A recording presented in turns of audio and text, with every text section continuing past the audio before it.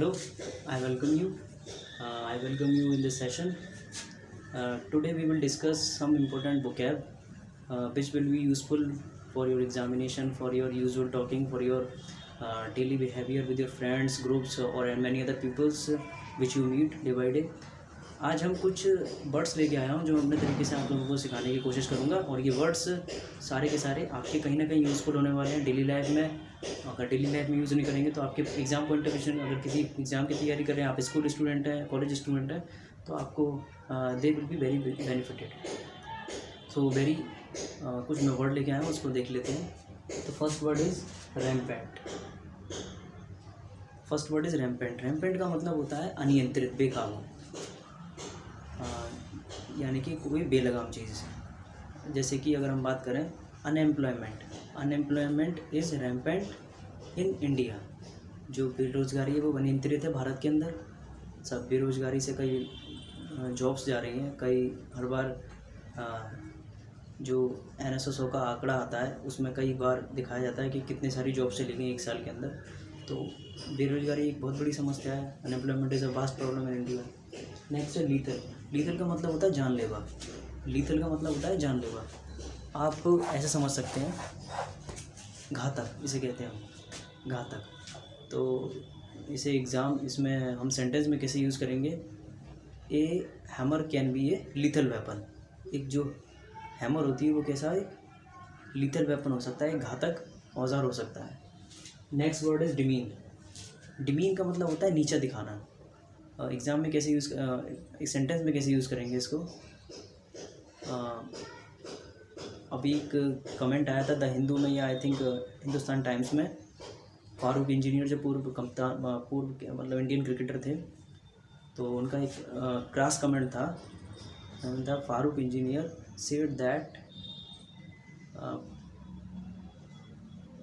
He was not intended to demean Anushka Sharma. तो उनका जो कमेंट था अनुष्का शर्मा पर, तो उनको नीचा दिखाना, उन्होंने उसके लिए माफ़ी मांगी थी, अपोलोजाइज़ किया था, तो उसका यूज़ हुआ था वहाँ डिमीन का। नेक्स्ट वर्ड है कोल्यूजन। कोल्यूजन का मतलब मिली भगत होता है। It appeared that there is a collusion between opposition parties. ऐसा लगता है कि जैसे विपक्षी पार्टियों के बीच में कोई मिली भगत है। Next word endorse. एंडोर्स का मतलब होता है समर्थन करना, तायद करना। He never endorses my views. वो कभी भी मेरे विचारों का समर्थन नहीं करता, ये करेगा। Next word chaos. केओस का मतलब होता है उथल पुथल, जैसे अराजकता का माहौल। तो the city in chaos during riot. तो जो दंगे हुए थे उसके दौरान सिटी कैसा था? अराजकता में था। नेक्स्ट वर्ड है आर्डेंट।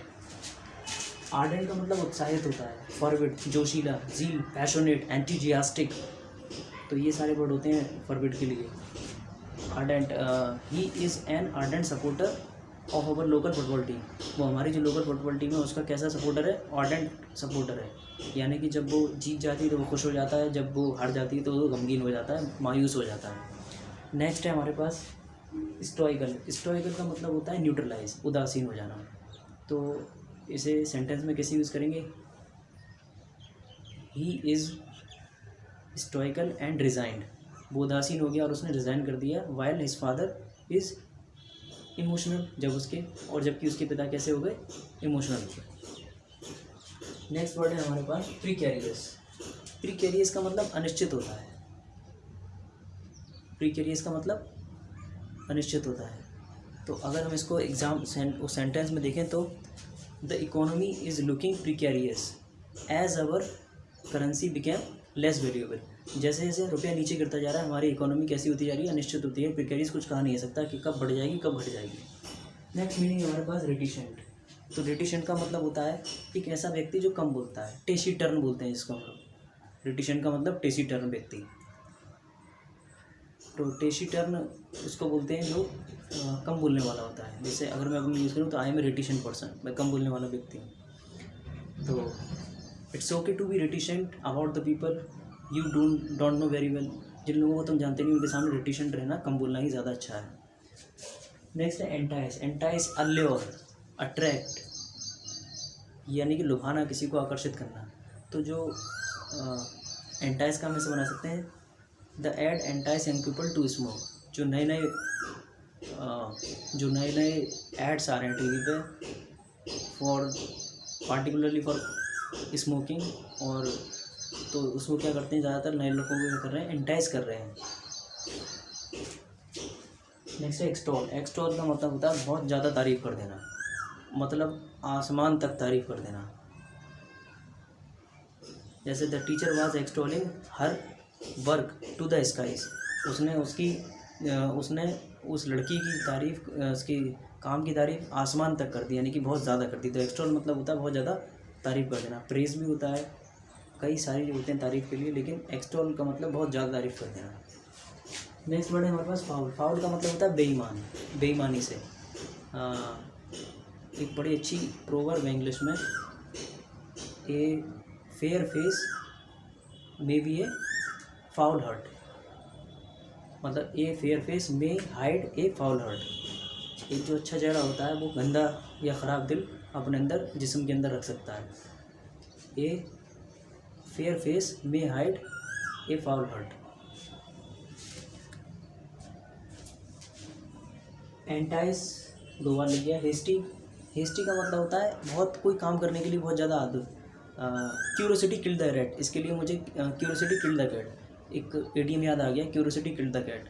तो क्यूरोसिटी किल्ड द कैट का मतलब ये हो गया, कोई आप बहुत ज़्यादा आतुर हैं, किसी चीज़ के बहुत जल्दबाज हैं, तो उसमें आपका काम ख़राब हो जाना। तो hasty climbers have sudden fall, तो जो बहुत जल्दी जल्दी चढ़ने की कोशिश करते हैं, बिना तेज दिमाग लगाए, बिना प्रैक्टिस किए, बिना किसी स्ट्रेटजी के चढ़ने की कोशिश करते हैं, वो तो गिर जाते हैं। Next reconciliation. रिकन्सिलिएशन का मतलब होता है सुलह, यानी कि सुलह कर लेना, मेल मिलाप कर लेना। तो he has abundant hope of any reconciliation, उसने किसी भी तरह की कोई रिकन्सिलिएशन की बात को ख़त्म कर दिया, खारिज कर दिया। तो ये थे सारे के सारे words which I covered in this session, and I will be very grateful to you if you are watching, if you are listening to me.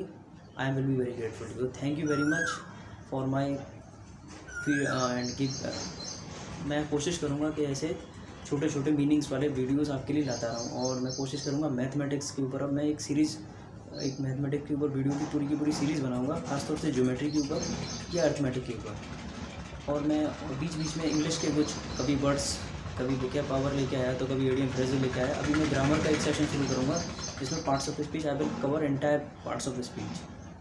तो देखते रहिए और पढ़ते रहिए, और जो भी एग्ज़ाम है उसके लिए पूरी तरीके से आर्डेंट रहिए। Okay, thank you very much.